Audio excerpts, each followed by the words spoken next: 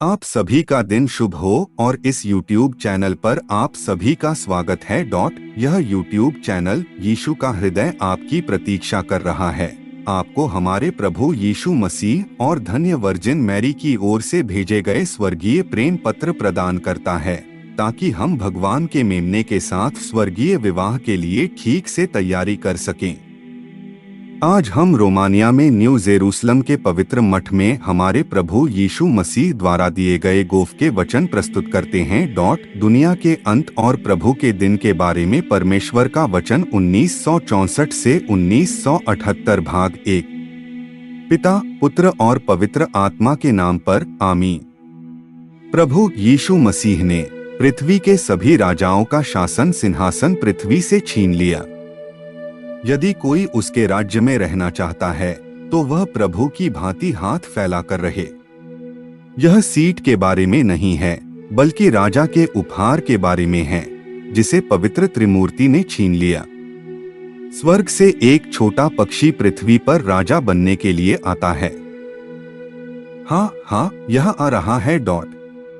मैं अपने हाथ में एक छोटा सा झंडा लिए हुए हूँ, जिस पर लिखा है सभी चीजों का अंत।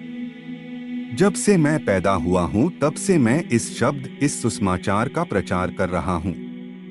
कोई यह न माने कि यह बात झूठ है।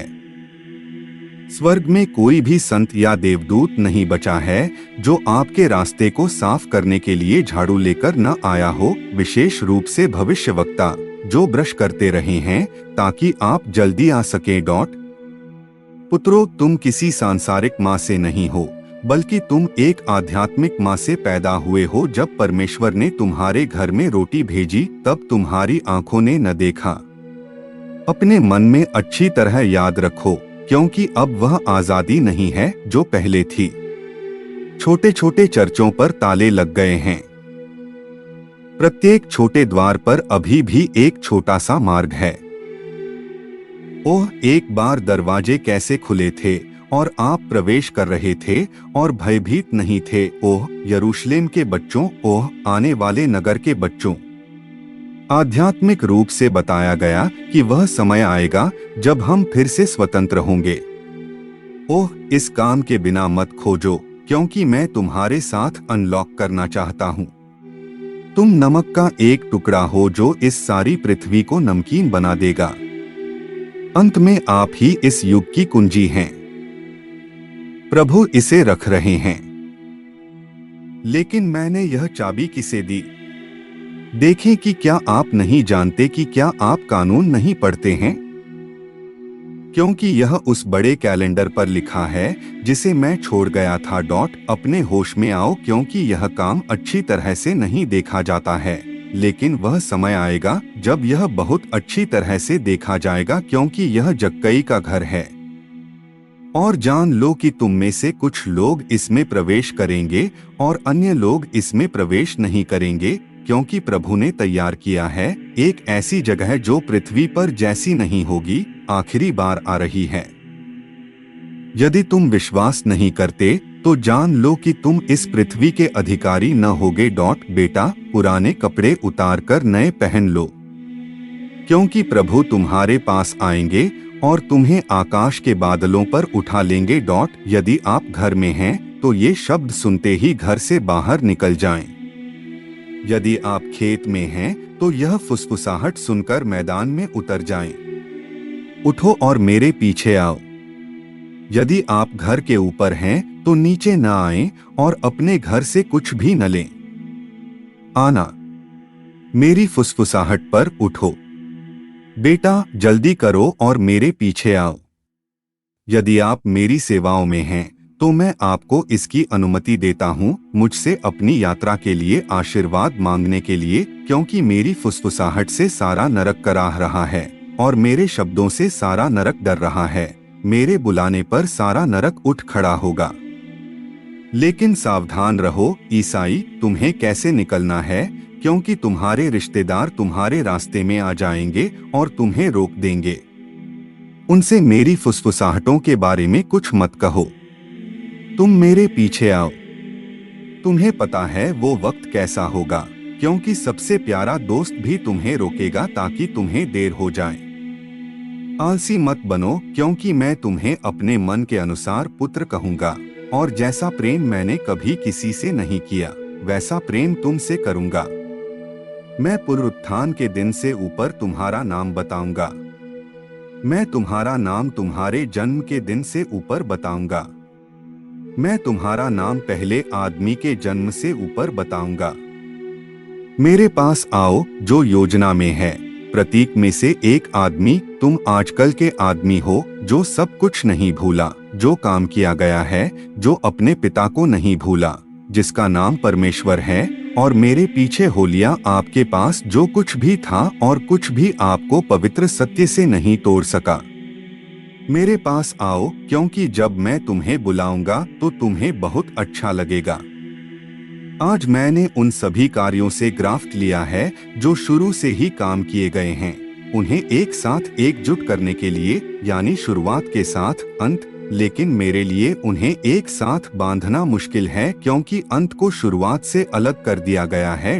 अंत का समय आ गया है और कोई तुम्हारा भला करने के योग्य न बनेगा, क्योंकि आजकल के संसार के वर्ष में एक कुरूप मनुष्य आकर फुसफुसाया है कि मुर्दे अब कुछ नहीं खाते, स्वर्ग और नरक यही हैं। परंतु मैं तुमसे कहता हूँ कि विश्वास न करो और सदैव मेरे साथ रहो, क्योंकि तुम्हारे द्वारा मैं बहुत से पाप धो डालूंगा। ओह, कितने लोग आएंगे और इस काम को नष्ट करने की कोशिश करेंगे, हालांकि वे ऐसा करने में सक्षम नहीं होंगे, क्योंकि पूर्व और पश्चिम, दक्षिण और उत्तर से प्राणी आएंगे जो तब मेरी तलाश करेंगे। ओह, आप खुश होंगे ईसाई जो मेरे साथ उम्र के अंत तक पहुंचेंगे। आप युग के आरंभ से और अंत से मेरा कार्य हैं। पुत्र, यदि तू सुनेगा तो कोई भी स्थान या भूमि तेरी न होगी, क्योंकि प्रभु अपनी सारी सृष्टि को बुलाएगा, और जो कुछ उसके दाहिनी ओर अच्छा है और जो उसके बाईं ओर बुरा है उसे पारित करेगा, और जो अच्छा होगा उसे विरासत में मिलेगा। पृथ्वी पुत्रो, यह शरीर परमेश्वर नहीं है, परंतु यह परमेश्वर की तुरही है। प्रभु अपने पवित्र स्वर्ग से आए हैं और भूमि पर गिरकर तुम्हें प्रणाम किया है। मैंने कहा पिता के नाम पर, क्योंकि यह शुरुआत और अंत है। तथास्तु मैंने कहा और पुत्र का, क्योंकि सभी को आत्मा प्राप्त होगी जैसा कि शुरुआत में और अंत में था। तथास्तु मैंने कहा आमीन, ऐसा ही होगा। तथास्तु परमेश्वर के बिना कुछ भी नहीं, क्योंकि परमेश्वर तुम्हारा पिता है। कोई भी अपनी इच्छा से मेरे राज्य में प्रवेश नहीं करेगा। मैं अल्फा और ओमेगा हूँ। अब जो कोई मुझे ढूंढेगा मैं भी उसे ढूंढूंगा। हे ईसाई, मैं ऊपर से अपनी खुशी लाने आया हूँ, क्योंकि सब कुछ खत्म हो गया है।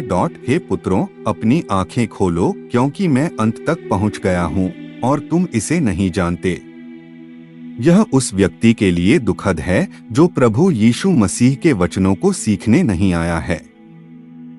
पापियों का पलायन आ रहा है, गुफाओं में और पहाड़ों की दरारों में छिपने के लिए। यह दुखद है कि आपने मेरी शिक्षाओं पर ध्यान नहीं दिया। तुम जीते हो और कहते हो कि तुम मर जाते हो, परंतु मैंने अपना खून किसके लिए बहाया? मरोगे तो जवाब दोगे। हमारे पास एक बात है बेटों, लेकिन यह कोई नहीं जानता। पवित्र आत्मा हमें और अधिक उपदेश देने के लिए अब क्यों नहीं आया? कुछ का कहना है, कितना अच्छा है कि अब मैं वही करता हूँ जो मैं चाहता हूँ।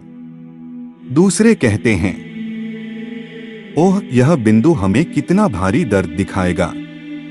हम किसी अनजान जगह पर हैं और इसका पता चलना चाहिए।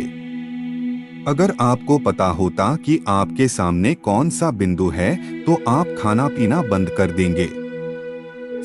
हम मसीह विरोध के घोड़ों, सर्वनाश के घोड़ों से मिल रहे हैं। हम उस अजगर से मिल रहे हैं जो सब कुछ निगल जाता है, और वह आपको भी निगल जाता है यदि आप मेरे प्रति वफादार नहीं हैं। मैं तुमसे सच कहता हूँ कि तुम में से बहुतों को मृत्यु न मिलेगी, परंतु शरीर के द्वारा तुम परमेश्वर को ग्रहण करोगे। वह दिन कितना सुंदर होगा जब स्वर्ग पृथ्वी से मिलेगा और एक दूसरे का स्वागत किया जाएगा। और कितना गहरा दुख होगा जब अवज्ञाकारी अपने आप को तुझसे और मुझसे अलग कर देंगे और अपना सिर झुका लेंगे। डैनियल पवित्र शास्त्र में देखें और देखें कि हमारे सामने क्या बिंदु है। यह बिंदु एक प्रतीक है, वह बिंदु जो गर्भवती महिला के सामने था, जो बच्चे को जन्म देने के लिए चंद्रमा पर पैर रखकर बैठी थी और कोई यह जानना चाह रहा था कि वह बच्चे को निगलने के लिए कब जन्म देने वाली है, ताकि यह कार्य नहीं किया जा सकता है क्योंकि यह प्रभु यीशु मसीह के माध्यम से कार्य किया गया था। ये बात ऊपर है और अभी कोई देख रहा है ताकि भविष्यवाणी को भी रोका जा सके। इसके बाद पैगंबरों की संख्या में वृद्धि होगी। तुम सुनोगे कि परमेश्वर वहां कार्य करता है, न जाएं। वहां तुम सुनोगे कि मुर्दे जी उठेंगे, मत जाओ, क्योंकि वे मेरे भविष्यद्वक्ता नहीं हैं और तुम्हें भी धोखा देंगे। ध्यान रखें कि अब यह काम नहीं है। यह व्लादिमिरस्टी में था, यह मैग्लाविट में था, यह था और यह यही है, और यह आर्सेनी बोका में भी था, लेकिन वहां क्या किया गया था?